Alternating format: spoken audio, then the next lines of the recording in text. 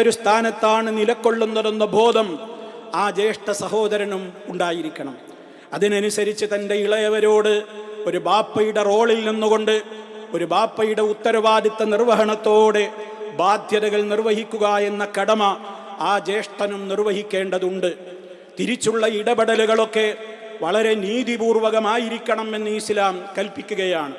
ഗുണകാംക്ഷയോടുകൂടെയുള്ള പെരുമാറ്റം, അവർക്കാവശ്യമായ ഉപദേശ നിർദ്ദേശങ്ങൾ നൽകിക്കൊണ്ട് ദിശാബോധം നൽകുക എന്നുള്ളത്, അവരുടെ വളർച്ചയിലോ അവരുടെ ധനത്തിലോ കണ്ണ് വെച്ചുകൊണ്ട് അവരോട് അസൂയപ്പെടാതെ, അവരുടേതായ ധനങ്ങൾ കൈക്കലാക്കാതെ, അതിന് വേണ്ട രൂപത്തിലുള്ള കരിക്കൽ നീക്കുന്നതിൽ ഗൂഢതന്ത്രങ്ങളിലൊന്നും പങ്കെടുക്കാതെ പ്രവർത്തിക്കണമെന്നും, കാരുണ്യമായിരിക്കണം, എപ്പോഴും മൂത്തയാളായ താൻ ഇളയവർക്ക് എന്നും തണലാകണമെന്ന ചിന്തയുണ്ടാകണം.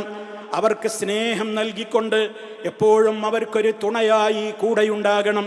അതേപോലെ തന്നെ കുടുംബങ്ങളിലുണ്ടാകുന്ന പിണക്കങ്ങളിൽ മസ്ലഹത്തിൻ്റെ റോള്, ഏറ്റവും ബാധ്യത തനിക്കാണുള്ളതെന്ന് മനസ്സിലാക്കിക്കൊണ്ട് അവരെങ്ങനെയെങ്കിലും ആയിക്കോട്ടെ എന്ന് ആ വിഷയത്തിലൊരു ഉദാസീന നയം കൈക്കൊള്ളാതെ അവർക്കിടയിലുണ്ടാകുന്ന ഭിന്നതകൾക്ക് മസ്ലഹത്തിൻ്റെ ഉത്തരവാദിത്വം താങ്കൾക്കുണ്ട് എന്ന് ജ്യേഷ്ഠ സഹോദരന്മാർ മനസ്സിലാക്കണം. ഫഅസ്ലിഹൂ ബൈന അഖവൈക്കും, നിങ്ങളുടെ സഹോദരങ്ങൾക്കിടയിൽ നിങ്ങൾ രഞ്ജിപ്പുണ്ടാക്കുക. വിശുദ്ധ ഖുർആൻ സൂറത്തുൽ ഹുജറാത്തിലൂടെയുള്ള കൽപ്പനയാണ്. മൊത്തത്തിലുള്ള പൊതുവെയുള്ള ഇസ്ലാമിക സഹോദരങ്ങൾക്കിടയിലുള്ള കൽപ്പന പോലും അതാണെങ്കിൽ, നേരത്തെ നമ്മൾ പറഞ്ഞതുപോലെ കൂടപ്പിറപ്പുകൾക്കിടയിലുണ്ടാകുന്ന പിണക്കങ്ങളിൽ ആ മസ്ലഹത്തിൻ്റെ റോള് എത്രത്തോളം ഉണ്ട് എന്നുള്ളതും ഇതിൽ നിന്ന് നമുക്ക് ഗൗരവത്തോടുകൂടെ വായിച്ചെടുക്കുവാൻ സാധിക്കും. അവരോടുള്ള കടമകൾ പാലിക്കാതെ അവരെ നിരാലംബരാക്കി വിടുവാൻ ഒരു ജ്യേഷ്ഠ സഹോദരന് പാടില്ല.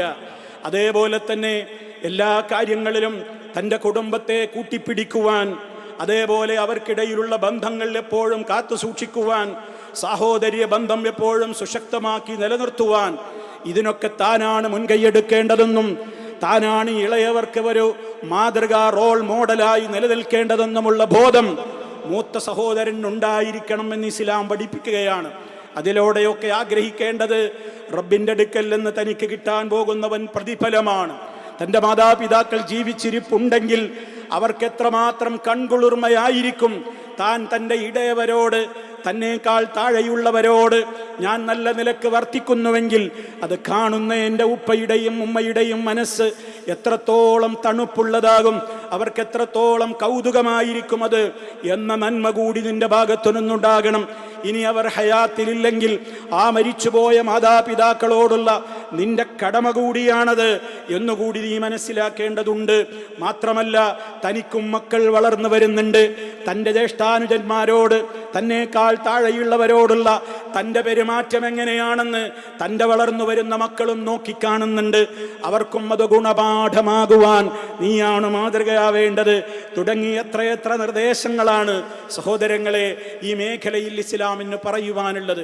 അതുകൊണ്ടൊക്കെ തന്നെ കുടുംബ ബന്ധങ്ങൾ സുശക്തമായി നിലനിർത്തുവാനും ചേർക്കുവാൻ പറഞ്ഞ അത്രത്തോളം മഹനീയമായ ബന്ധമാണത് എന്നും, മുറിച്ചു കളയുന്നത് നരകത്തിലേക്ക് മനുഷ്യരെ എത്തിക്കുന്ന ഗുരുതരമായ ഭവിഷ്യത്താണ് അതുകൊണ്ടുണ്ടാവുക എന്നുള്ളതും തിരിച്ചറിയുവാനാണ് ഇത്രത്തോളം ഇസ്ലാം ഇതിലൊക്കെ ഇടപെട്ടിട്ടുള്ളത്. റഹ്മാനായ റബ്ബ് കുടുംബ ബന്ധങ്ങളെ യഥാവിധി പാലിക്കുന്ന, നിലനിർത്തുന്ന നല്ലവരായ ആളുകളിൽ നമ്മെ ഓരോരുത്തരെയും ഉൾപ്പെടുത്തി അനുഗ്രഹിക്കുമാറാകട്ടെ.